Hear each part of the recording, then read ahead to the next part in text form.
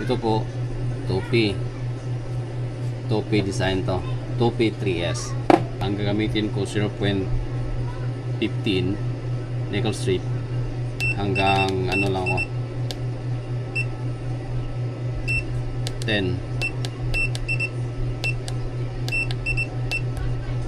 Yan lang, hanggang 10 lang ito.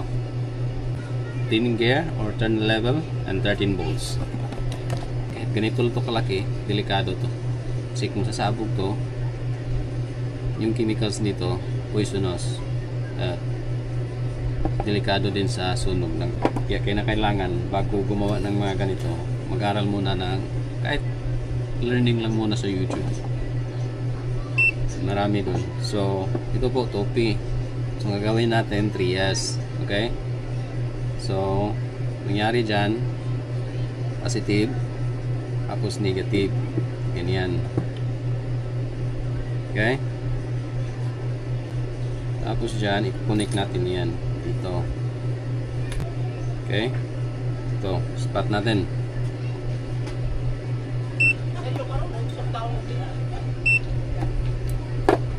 Umikit na, di ba? Dito 2S.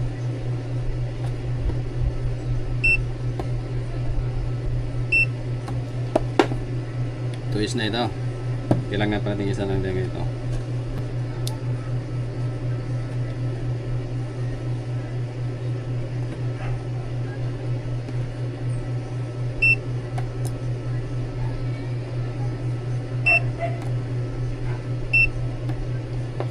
Twist na ito. Okay? Bawal dito mag-short. Kasi kung mag-short to, magkadikit to sila, dalawa, ang mangyari sunog o delikado pa sa sabog yung battery. I-test natin. Where is my multimeter?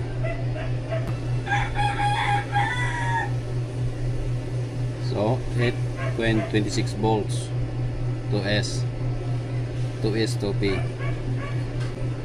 Next natin gawin ito. Yan.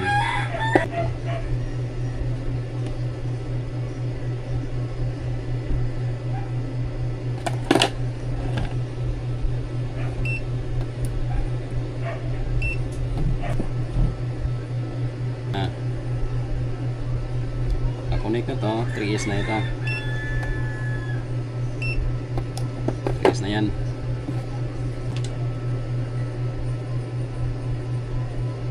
Yan lang.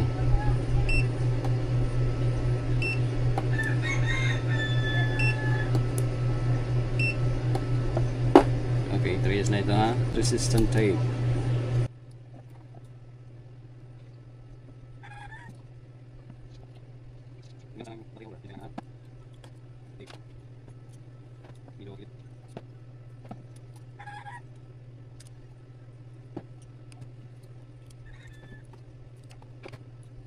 So 3S na ito. Okay, so sunod natin kami guys kung paano i-wiring ang BMS na ito from this battery. This is 3S. Ito po yung 0 volts, 4.2 volts, 8 volts, and then 12 volts. So itong negative, ito yung 0 volts. Tapos dito sa kabila, ito yung 12 volts.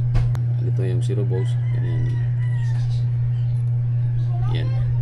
So, kailangan natin ng insulator paper para maprotektahan dito sa likod. For example, meron itong gas-gas madikit sa body ng battery. So magka-problema tayo dyan.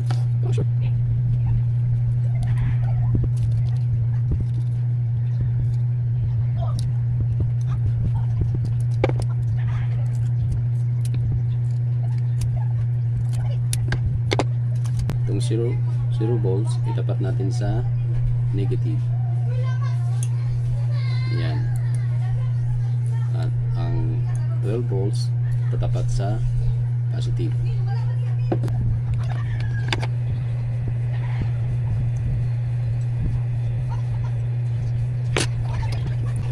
Negative to 0 volts.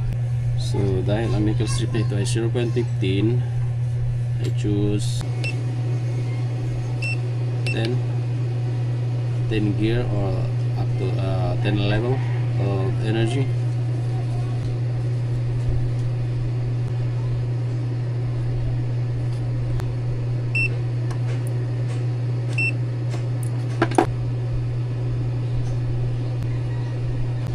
Nadikit na yung negative from the battery to 0 volt from BMS, and then nadikit na rin yung 12 volts from the battery to 12 volts to the BMS.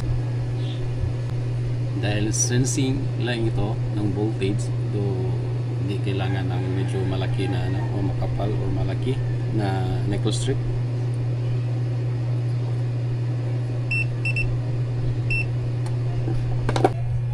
Nakakonect na.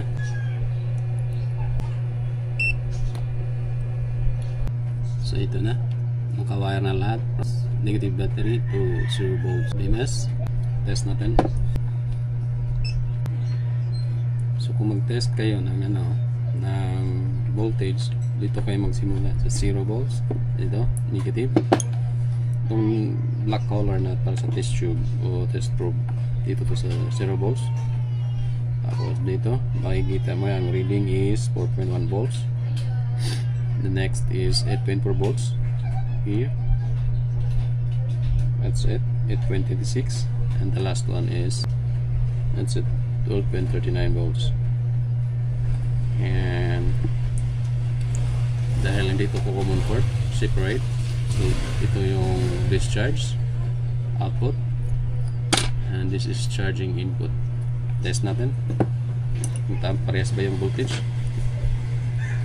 Simula tayo sa charging. 12.39.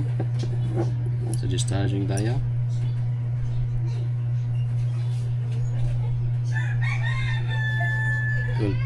12.39. That means tama yung pag-wiring natin.